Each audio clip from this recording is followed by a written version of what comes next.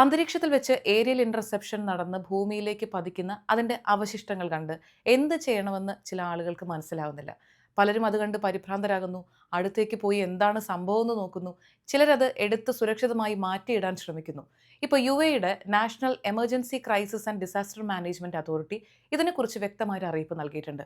ഇങ്ങനെ ഒരു സംഭവം നമ്മുടെ മുന്നിലാണ് ഉണ്ടാകുന്നതെങ്കിൽ പരിഭ്രാന്തരാകാതെ അതിൻ്റെ പരിസരത്ത് നിന്നും സുരക്ഷിതമായൊരു അകലം പാലിക്കുക എന്നുള്ളതാണ് ഒന്നാമതായി ചെയ്യേണ്ടത്. കാണുമ്പോൾ തീയോ പുകയോ ഒന്നും ഇല്ലാതെ കിടക്കുന്നൊരു വസ്തുവാണെന്ന് തോന്നിയാൽ പോലും ഒരുപക്ഷെ അതിലും വലിയ അപകടങ്ങൾ ഉണ്ടായേക്കാം. അപ്പോൾ അതിൻ്റെ അടുത്തേക്ക് പോകാതിരിക്കുക എന്നുള്ളത് ഒന്നാമതായി ചെയ്യുക. മാറ്റിയിടാൻ ശ്രമിക്കരുത്.